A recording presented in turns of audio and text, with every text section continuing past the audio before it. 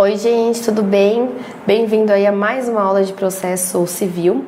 Hoje a gente vai dar continuidade ao nosso estudo da petição inicial.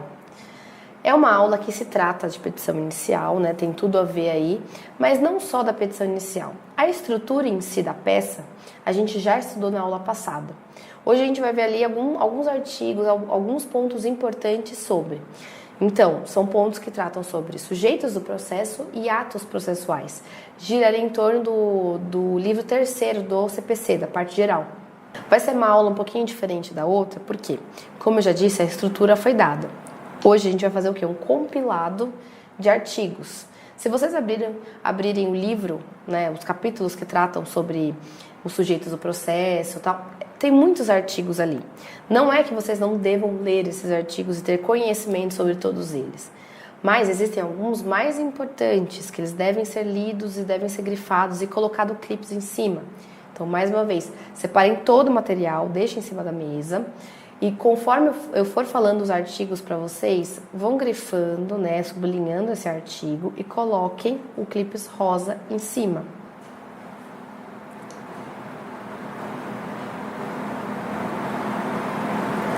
Eu não vou aqui ficar falando artigo por artigo, explicando artigo por artigo. Eu vou falar por cima e para vocês irem grifando. Porque vocês vão estar com o código na mão.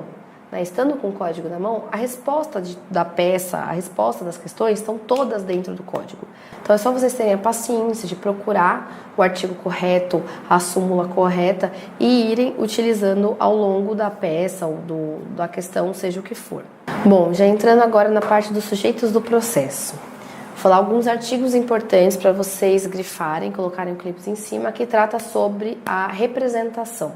Então, artigos 71, 73, 74, 75 e 76. Leiam esses artigos e colocam clipes na página correspondente. Artigos que tratam sobre a litigância de má-fé. Artigo 79, 80 e 81. Gente, quanto à litigância de má-fé, é importante, leiam esses artigos. Por quê?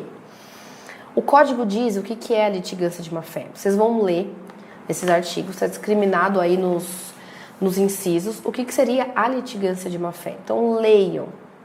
São os casos hipotéticos. Pode ser que na sua peça, lá no seu enunciado, o examinador ele coloque, olha, um comportamento tal, de uma das partes do processo, um comportamento do autor tá assim, assado, que é um comportamento não legal processualmente falando, não é um comportamento ético.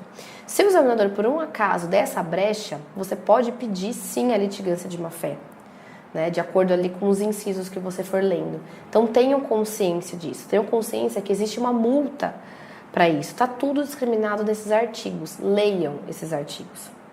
Exemplo, se eu entro ali, se eu ponho um embargo de declaração meramente protelatório, não tem o porquê eu embargar. Né? A decisão ela não está contraditória, ela não está obscura, ela não tem nenhum vício. Mas por que eu estou opondo esse embargo? Justamente para deixar o processo mais lento ainda, né? Para criar ali um obstáculo. Porque isso é uma atitude de má-fé, que sim desafia uma multa. O juiz eu posso pedir, a outra parte pode pedir sim uma multa por conta desse comportamento. É um comportamento antiético que uma das partes pode tomar. Então tenham consciência de que isso é possível. Leiam esses artigos. Artigos que tratam sobre honorários advocatícios e despesas processuais.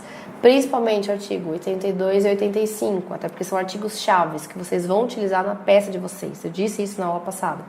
Vocês vão utilizar. Leiam e grifem esses artigos. O artigo 85 ele é enorme, ele tem muitos parágrafos, ele tem incisos, mas leiam esses artigos, pelo menos passem o olho, porque ele é importante, alguma coisa dele vai cair. Então, leia o 82 e o 85. Agora, artigos importantes que tratam sobre gratuidade da justiça. Artigo 98, 99, 100 e 101. São muito importantes, leiam esses artigos. Leiam também, gente, a nota de rodapé desses artigos. Às vezes, um artigo tem uma nota de rodapé que discrimina para outro, manda para outro artigo. Esse outro artigo vai ser a resposta de alguma questão. Então leiam as notas de rodapé, grifem, tem uma súmula ali e tal, grifa aquela súmula, dá uma lida naquela súmula, porque com certeza ela vai ter alguma relação com aquele artigo em si que você está estudando, que você está lendo. Isso ajuda muito, né? Te dá mobilidade, te dá operabilidade para você mexer no código e saber encontrar as coisas mais rápido. Quanto à capacidade postulatória, artigo 104 do Código de Processo Civil, marquem, leiam esse artigo. O artigo 109 é um artigo muito importante também do Código de Processo Civil. O que o artigo 109 diz? Leiam esse artigo, mas eu vou ler com vocês antes. Mas grifem esse artigo. Ele diz que a alienação de coisa ou do direito litigioso por ato entre vivos, a título particular, não altera a legitimidade das partes. O que isso quer dizer? Exemplo, o A está litigando com o B sobre um carro. De quem que é esse carro? Estou litigando a propriedade de um carro. Tá. A posse desse carro, prestem atenção, a posse do carro está com o B. Mas não se sabe de quem é o verdadeiro dono dele. Eles estão litigando. O B tá na posse desse carro. Ele vai lá e vende esse carro para o C. Vai lá e vendeu. O que esse artigo diz? Por mais que o objeto litigioso, que seria o carro, esteja na mão de um terceiro, porque o B vendeu para ele, né, que é quando ele fala aqui, a título particular, tal, foi vendido, os polos da ação, que seria o A e o B, não mudam. Isso não muda, continua o litígio entre eles, por mais que o carro esteja com o C. No final das contas, se o juiz vai decidir de quem que é o carro, de quem que não é, aí vai ser resolvido ali com o C. Mas continua o litígio ali, o processo continua com o A e com o B. Porque pensem, seria muito fácil para o B, né, ele sabendo ou não se ele é dono ou não daquele carro, ele foi lá, ele vendeu para um terceiro, e aí ele sai fora do processo, esse terceiro ele entra, o A litigando com o C, e ele fica lá de bonito, e depois o juiz diz que não, que aquele carro realmente ele é do A e o B sai assim, ileso. Não pode. Por isso que esse artigo ele diz que continua a briga entre o A e entre o B. Por que eu destaquei esse artigo? Porque eu acho ele muito importante, porque ele dá uma pegadinha. Porque quando você a primeira vez vê um caso, por exemplo, esse artigo é bem cara de questões mesmo, nem tanto de peça. A questão vai te contar essa mesma historinha que eu contei. O A contra o B e tal, falou que vende para o C. Não dá pra vontade de falar que o C vai substituir o B na relação, porque ele que agora está com a posse do carro? Dá uma certa vontade de falar isso, mas na verdade não. O artigo 109 diz expressamente que não. Então, pensem nesse artigo com carinho, porque ele é importante. Já leiam, grifem e coloca o clipezinho rosa, porque ele é importante. O artigo 113 do CPC, ele vai falar sobre o quê? Litisconsórcio.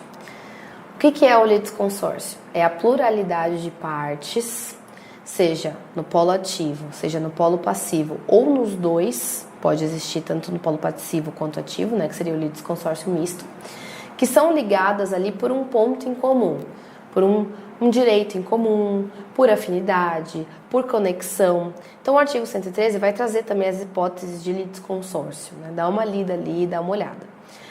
O estudo em si do litisconsórcio, ele é bem, eu não vou dizer complexo, mas ele tem ali classificações, né? Ele tem ali diferenças jurisprudenciais e tal. Nós não vamos estudar isso aqui. O importante é vocês saberem o que é um litisconsórcio e onde vocês encontram no código, para ficar mais fácil de achar. Existe aí a diferença entre litisconsórcio simples, unitário, o que quer dizer, o que não quer dizer. Não vou ficar falando sobre. O importante é vocês saberem o que é e aonde encontrar. Um exemplo, o artigo 1698 do Código Civil, ele disciplina sobre o direito de alimentos dentro ali do direito de família.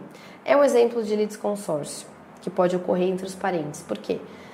No direito de família, não me adentrando a essa matéria, que é até a matéria do professor Vitor, geralmente quando a gente trata de direito de alimentos dentro do direito de família, há ali uma certa solidariedade entre as partes que vão prestar e tal. E vai gerar o quê? O chamado litisconsórcio.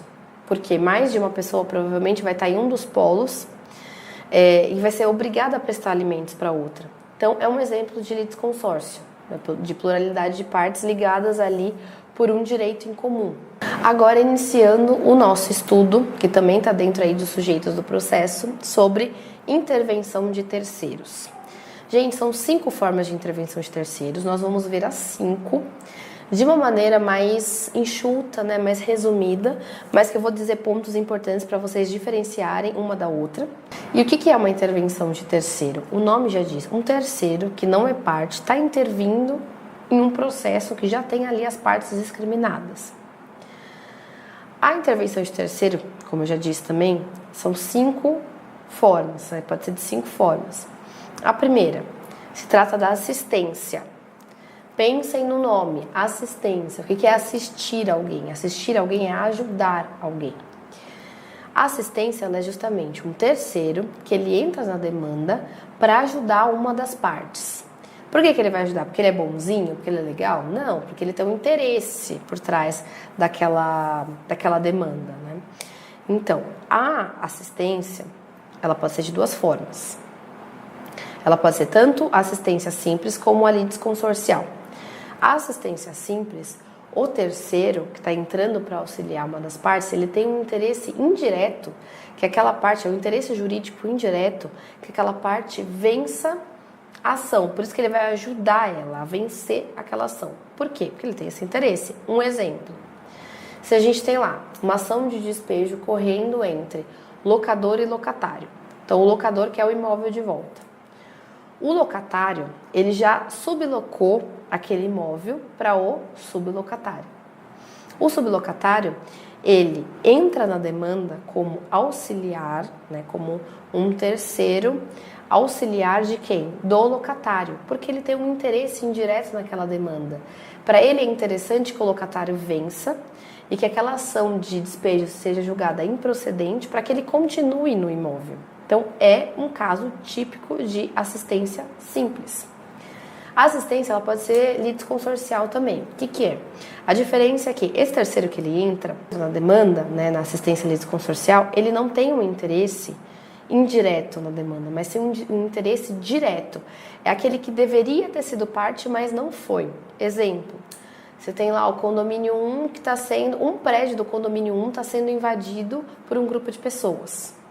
O condomínio 2, que faz parte lá daquele mesmo local, né, daquele mesmo condomínio que tem vários prédios, o prédio número 2, que está do lado ali, ele entra como assistente litisconsorcial do condomínio, do prédio 1. Por quê? Poderia ter sido invadido nas dependências dele, então ele poderia ter sido parte, ele tem um interesse direto ali, está invadindo aquela área comum de todo mundo. Então, é um caso de assistência litisconsorcial. Lembrando que a assistência, ela cabe em qualquer processo, em qualquer fase processual, menos no JEC. No JEC não cabe nenhuma forma de intervenção de terceiro, na verdade, a não ser a desconsideração da personalidade jurídica que cabe, mas fora a desconsideração, nenhuma outra forma de intervenção de terceiro cabe no JEC. Por quê? O JEC é mais rápido, né? Os juizados especiais cíveis, eles têm uma celeridade processual, né? Então, assim, quando você tem uma intervenção de terceiro, o processo ele pode mesmo dar uma parada, né? Pode ter ali um desenrolar um pouco maior. E não é de acordo com o rito dos juizados especiais. Por esse motivo que não cabe. A não ser a desconsideração da personalidade jurídica, que pode sim nos juizados especiais. Segunda intervenção de terceiros é a denunciação à lide. O que é a denunciação à lide? É um terceiro, né, tanto o autor quanto o réu, eles podem chamar um terceiro para entrar na demanda, para efetivar o seu direito de regresso. Esse terceiro, na denunciação à lide, ele é chamado de garante. Vou explicar mais para frente, vou dar uns exemplos, vocês vão entender o que é. Mas o que eu chamo a atenção, denunciação à lide pode ser feita tanto por autor quanto por réu. Isso é muito importante. Gravem essa informação.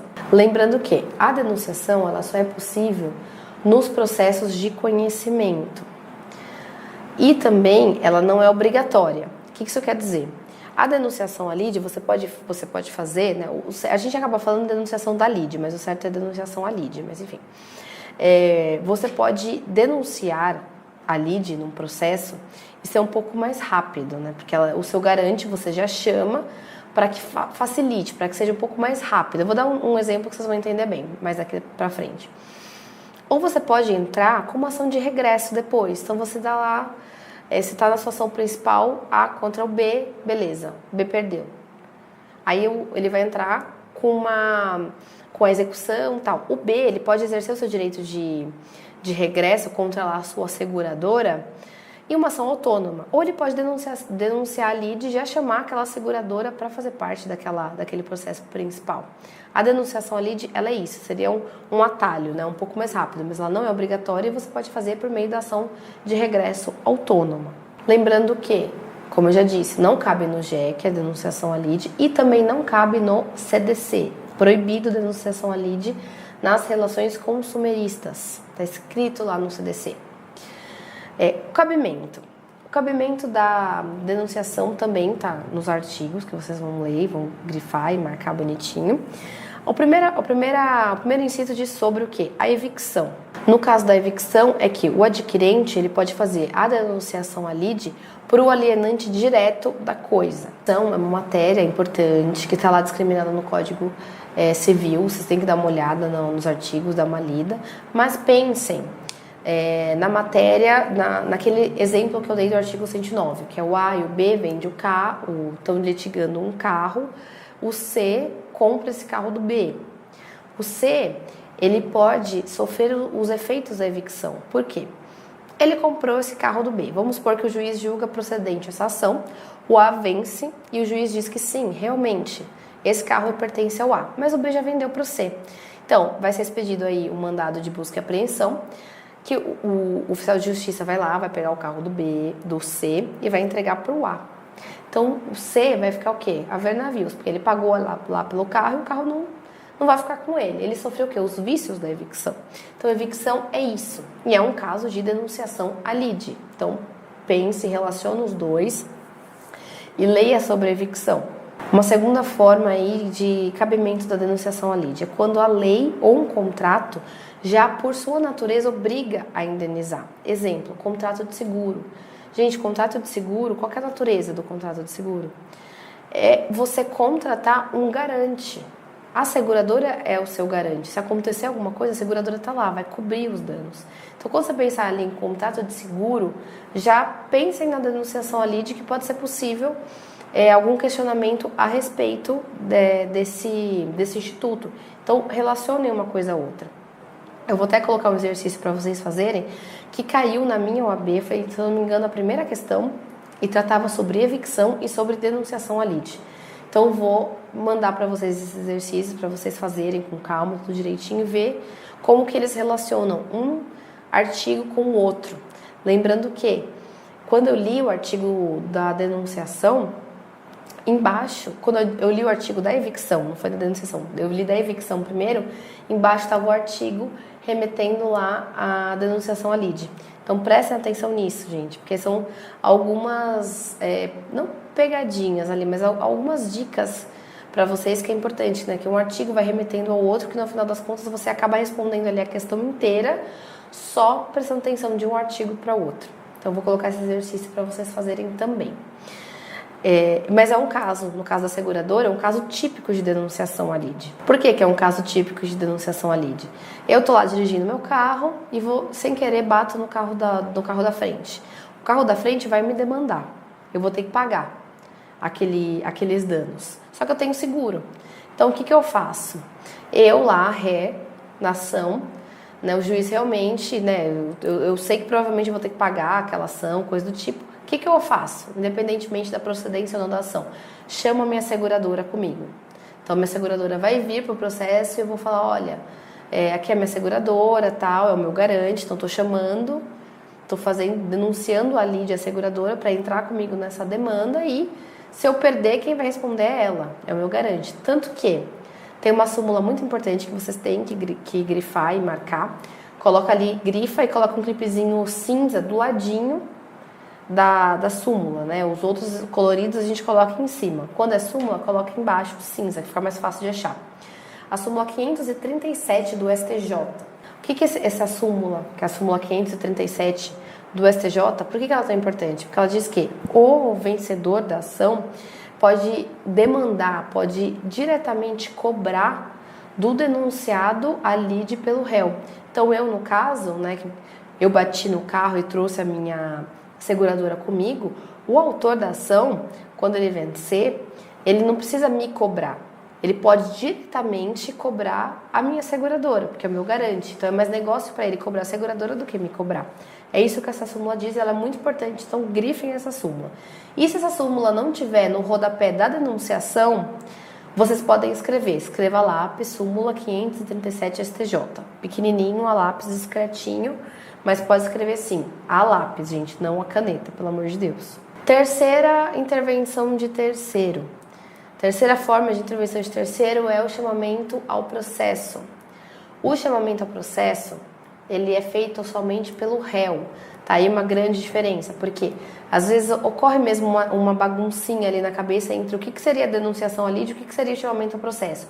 Chamamento ao processo é feito só pelo réu. Denunciação ali, tanto o réu quanto o autor podem fazer. Quanto ao chamamento. O chamamento, ele é feito pelo réu, nos casos em que o réu ele chama o seu co-obrigado daquela relação. Exemplo, fiador, no caso, quando o fiador ele é demandado. Se tiver outro fiador, a não ser ele pode chamar esse fiador ou ele pode chamar o devedor principal daquela ação para entrar com ele naquela lide. Então lá, o autor foi lá e demandou contra o fiador daquele imóvel. Então o locador lá foi lá e demandou contra ele, contra o fiador. O que o fiador vai fazer? Se ele tem um devedor principal, ele vai chamar o devedor principal. Porque, gente, pensem que existe sempre lá o devedor principal e o fiador. Então, se o fiador ele foi demandado, ok, ele pode ali, em regra, ser demandado mesmo. Então, o que ele vai falar? Ó, o devedor principal, vem cá comigo que você vai responder junto comigo nesse processo aqui. Ou se tiver outros fiadores, também. Outro caso que se faz o chamamento ao processo é nos casos de responsabilidade solidária. A responsabilidade solidária, existe ali 2 ou mais co-obrigados, né? Eles são responsáveis solidariamente sobre aquela ação, sobre aquele débito. Ok, aquele crédito, o autor, dono daquele crédito, ele pode demandar, se é uma responsabilidade solidária, pressupõe-se que ele pode demandar qualquer um dos devedores solidários pela totalidade do crédito. Então, se eu sou autora, tem ali 3 devedores solidários, né? Eles são co-obrigados sobre um débito, sei lá, de 100 mil reais. Eu vou lá, chego para um deles e falo, ó, entro com a ação e peço 100 mil reais para ele. Eu posso fazer isso, está no meu direito fazer isso. Só que também está no direito dele chamar ao processo o B e o C, porque eles são o quê? Devedores solidários junto com ele. Então, eles chamam para o processo 2 e falam, ó, vocês também vão ter aqui que me pagar. Né? Vocês vão ter também que são responsáveis por esse crédito.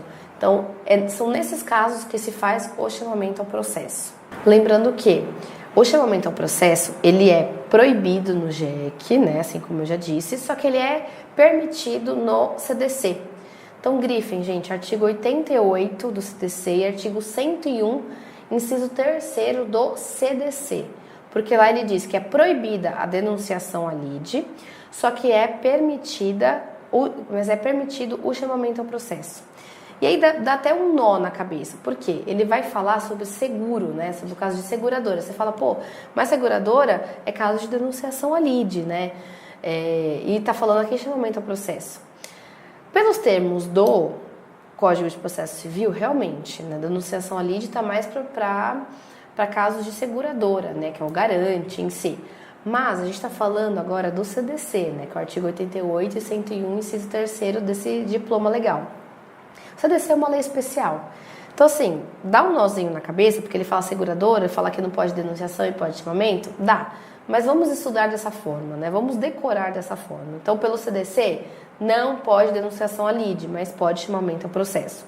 Grifem esses artigos e coloca o clipezinho rosa em cima deles. Quarta forma de intervenção de terceiros é o incidente de desconsideração da personalidade jurídica. Esse incidente, né, a desconsideração da personalidade jurídica, é uma intervenção de terceiro que permite que o MP ou as partes do processo chamem para a demanda o sócio, a pessoa física, né, sócio, responsável pelaquela PJ que está mal das pernas, né, que está ali insolvente, que está ou na iminência de se tornar insolvente.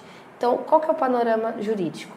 Você está demandando contra uma empresa, uma pessoa jurídica. Você percebe que aquela empresa, ela não tem mais patrimônio suficiente para te pagar. O que você faz? Faz a desconsideração, né? Entra ali com o incidente de desconsideração, pedindo para que o sócio, que seria a pessoa jurídica, a pessoa física, que é responsável pelaquela empresa, entre na demanda e responda com o patrimônio dele. Porque a regra no direito empresarial é a empresa ter seu próprio patrimônio e o sócio ter o seu patrimônio. São patrimônios diferentes, diversos. Então, por isso que eu demando lá contra a empresa, mas se eu percebo que ela não tem condições de me pagar, eu peço a desconsideração para o sócio vir me pagar. Pode ocorrer de ser o inverso também. Existe a desconsideração da personalidade jurídica inversa, que é justamente o contrário, né? Você está demandando lá contra o sócio, contra aquela pessoa física, você sabe que já não tem mais dinheiro, já não tem mais patrimônio, mas você sabe que ele é dono de uma empresa.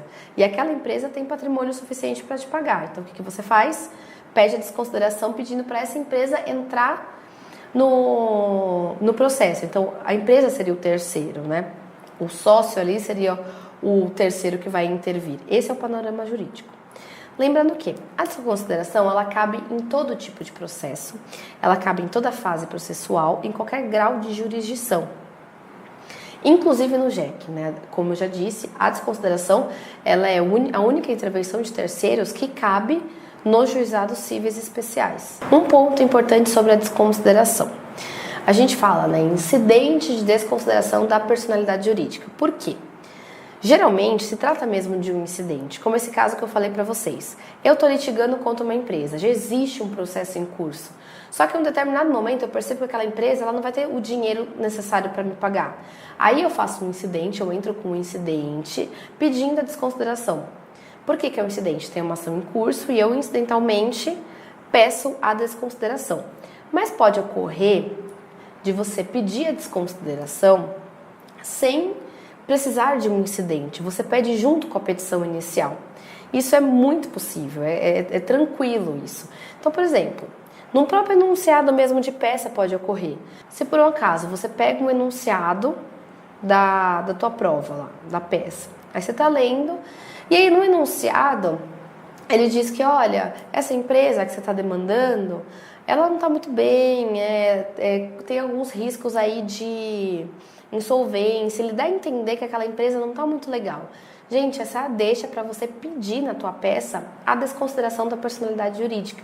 Você pode, inclusive, abrir, aliás, é uma dica que eu dou, que é importante, você abre um capítulo, um tópico especial na sua peça, na sua petição, sobre a desconsideração, coloca lá todos os requisitos, utiliza ali os artigos necessários, utiliza esse artigo do CPC, da desconsideração, utiliza o artigo 50 do Código Civil, se for o caso de uma relação civil, ou se não, se for uma relação de consumo, utilize lá o artigo 28 do CDC, que trata sobre a desconsideração, embasa bem ali o teu pedido, escreve sobre a desconsideração. E na parte dos pedidos mesmo, dos pedidos de requerimento, abra um parágrafo e peça de novo a desconsideração. Se este for o cenário de você pedir na tua petição inicial, você concorda que não tem incidente nenhum? Porque você está entrando com a ação principal ainda? Nesse caso não vai ser caso de incidente, mas é totalmente possível. Então a desconsideração ou você faz por incidente ou você pede na petição inicial. Vai depender do contexto que você se encontra, da fase processual que você se encontra. Outro ponto importante da desconsideração. A desconsideração, além de ser a única que cabe no JEC, também é a única que suspende o processo. É a única que a lei diz expressamente que suspende o processo até que se julgue a desconsideração e volte a correr o processo. A decisão que julga a desconsideração é uma decisão de mérito que desafia agravo de instrumento. Está lá no rol dos artigos do artigo 1015, né? Um dos incisos do artigo 1015. Então é importante saber disso também. Agora, o nosso último estudo sobre intervenção de terceiro vai para o chamado amicus curiae. O amicus curiae é uma intervenção mais diferentona e tem umas diferenças. Por quê? O amicus curiae, que na verdade quer dizer amigo da corte, Ele entra para auxiliar o juízo, por isso que é amigo da corte. Ele não tem um interesse jurídico em uma das partes, que uma das partes vença ou não tem esse interesse. Na verdade, o amicus curiae, ele tem interesse institucional, ele tem interesse na tese jurídica usada. Por quê? Se trata aí de uma matéria muito importante, de uma matéria relevante, não só para o direito, mas relevante socialmente, politicamente, economicamente. Não é qualquer ação, qualquer matéria que tenha necessidade aí de um amicus curiae. Então seria um tema muito específico em que o amicus curiae ele entra para dar subsídios e ajudar o juiz a julgar da melhor maneira possível. Esse é o interesse do amicus curiae. Lembrando que ele não modifica a competência, seja quem for que entre, porque o amicus curiae ele pode ser pessoa física, pessoa jurídica, pode ser um órgão, pode ser uma entidade, pode ser uma ONG, enfim, o que for. Sendo essa pessoa física, jurídica, essa pessoa que entra com o amicus curiae, sendo ela idônea e qualificada, gente, não é qualquer um que entra como amicus curiae. A pessoa tem que ter muito culhão, a pessoa tem que saber muito, manjar muito daquela matéria para poder ajudar o juiz, né? Dessa forma, entrando essa pessoa, sendo ela idônea, manjando bem da matéria, seja quem for, ela não vai deslocar a competência. Por que eu falo isso? Se por acaso entrar aí o IBAMA, o IBAMA é o quê? É um instituto federal. Sendo um instituto federal, não é porque ele entrou na demanda como amicus curiae que a competência vai ser deslocado aí para a Justiça Federal julgar. Não existe. O amicus curiae não desloca competência. O amicus curiae é uma intervenção de terceiro que cabe em qualquer processo, em qualquer fase, em qualquer grau de jurisdição, desde que ainda exista a possibilidade de uma decisão ser proferida. Existindo essa possibilidade, pode-se sim entrar com amicus curiae. Não há nenhum outro requisito, a não ser que uma tese importante, algo importante que esteja sendo debatido, por exemplo, alguma matéria que envolva um assunto ambiental importantíssimo. A ONG que trata sobre direitos ambientais, que trabalha sobre, ela pode entrar como amicus curiae para fornecer ali matérias importantes para o juiz. Porque o juiz ele não sabe de tudo. Tem matérias que ele não sabe, né? Ele sabe do quê? Do direito. Agora, casos assim que envolvam ali uma matéria específica sobre direito ambiental, sobre o meio ambiente em si mesmo, que não envolva o direito, né? Por exemplo, um assunto de biologia importante, o juiz não sabe. Então, o amicus curiae ele vai entrar no processo para ajudar o juiz, fornecer subsídios para o juiz dar a melhor decisão possível, porque é um caso muito importante, né? Que vai ter um impacto ali para a sociedade bem importante. Por isso que o amicus curiae ele entra, né? Então, ele tem uma função bem importante, o interesse dele é institucional. Qual que é a regra? A regra é que o amicus curiae ele não pode recorrer no processo, não pode recorrer de nenhuma decisão judicial, salvo embargos de declaração. Então, o amicus curiae ele pode opor embargos de declaração, como também recorrer sobre as decisões que tratam sobre o chamado IRDR. IRDR é o incidente de demandas repetitivas, né? A gente vai estudar ainda o que é esse incidente, o que ele quer dizer, o porquê que ele existe, que ele é uma novidade aí no CPC 15 também. A gente vai estudar, mas nesses dois casos, o amicus curiae ele pode sim recorrer. Então tem essa exceção na cabeça porque é importante, mas como regra ele não pode recorrer de nenhuma decisão judicial.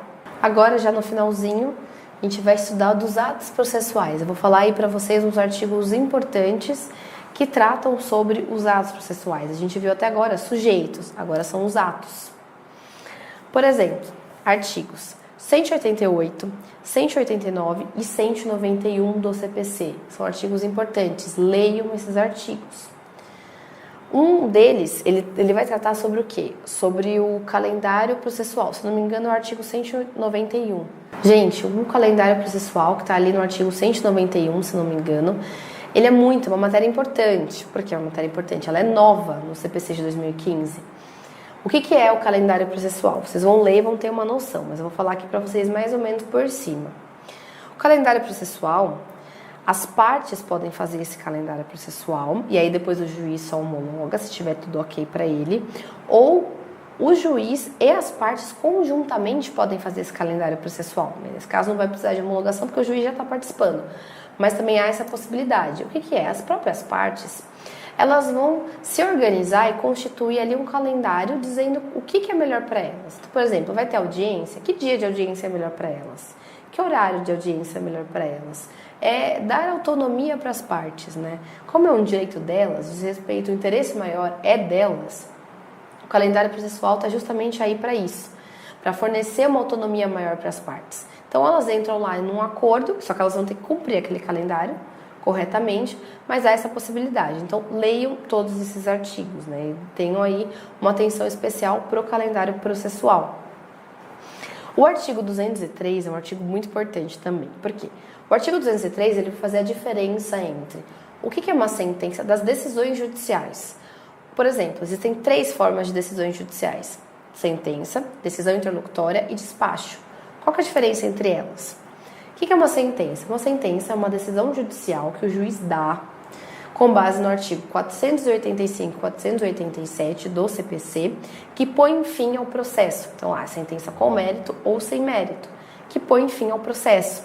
E, geralmente, desafia qual o recurso? Apelação. O que é uma decisão interlocutória? Decisão interlocutória é uma decisão judicial que o juiz profere, que tem uma carga de decisão grande também, mas que não põe fim ao processo. Tá aí a diferença para a sentença. Decisão interlocutória que geralmente desafia o recurso do agravo de instrumento, do artigo 1015 CPC. O que é um despacho? Um despacho, na verdade, é toda decisão judicial que não é nem uma sentença, nem uma decisão interlocutória. Então, lá despacho é aquela decisão que o juiz dá, que não põe fim ao processo, mas que também não é que não tem uma carga uma carga decisória. Na verdade tem, né? Toda decisão judicial tem ali uma carga decisória, traz ali algo importante, né? Seja para o cartório fazer, seja para as partes realizarem, mas é uma decisão judicial que não põe fim ao processo e que não traz ali uma carga muito importante de decisão, né? Então, são despachos, são decisões que meramente elas querem levar adiante o processo, né? Então, o juiz fala, bom, então o cartório, faça isso. Parte, traz isso, autor, faça aquilo, digam-se as partes. São despacho mais ou menos esse tipo de decisão. Então é importante vocês lerem o artigo 203 e saber a diferença de cada um dessas decisões judiciais, gente. Isso é muito importante. Os artigos 212, 217 e 218 do CPC são importantes também. Por quê? São artigos que eles vão disciplinar os dias, os horários que você pode entrar com a petição, dias corretos, dias úteis e não úteis. Então, leiam esses artigos que eles são importantes. Vai falar sobre o recesso forense, lá do dia 20 de dezembro ao dia 20 de janeiro. Os prazos ficam suspensos. O que pode correr? Existem ações ali que correm, porque são ações urgentes. Então, vai discriminar essa parte. Leiam esse artigo, esses artigos todos, na verdade. Tem mais artigos que dizem respeito. Mas esses que eu disse, eles são muito importantes. Então, leiam, sublinhem e coloca o clipezinho rosa em cima da página, porque são importantes. Por fim, o artigo 229 do Código de Processo Civil, um artigo importante, porque ele vai dizer que os litisconsortes que têm advogados diferentes, de escritórios diferentes, eles têm prazo em dobro automático por lei. Então, eles têm direito ao prazo em dobro. Então, por exemplo, tem lá o autor e 2 réus. Esse réu ele é defendido pelo advogado A, esse réu ele é defendido pelo advogado B. São advogados diferentes, de escritórios diferentes, né, que não se conhecem. Então, eles têm direito ali ao prazo em dobro. É importante esse artigo. Leia e também coloque o clipezinho em cima. Gente, por hoje era isso. Leiam esses artigos, coloquem o clipe nesses artigos, né, sublinhem direitinho, são artigos bem importantes. Deem uma lidinha antes. Quanto às súmulas, também. As súmulas leiam, coloquem um clipe cinza do ladinho, também grifem, que é muito importante. E qualquer dúvida sobre qualquer coisa, seja da matéria, seja aí da confecção de uma peça, do clipe, como coloca, onde coloca, pode, por favor, me perguntar, faço questão, eu respondo o mais rápido possível. Tanto no Instagram, no direct, também por e-mail, não tem problema. O mais rápido possível a gente vai responder. Outros professores também pode perguntar, mas foi a professora Estela que deu essa aula. Não tem problema, vocês podem perguntar para outro professor, não tem problema, não existe isso aqui, a gente se comunica o tempo todo. Então é isso por hoje, muito obrigada, qualquer dúvida é só me chamar e bons estudos.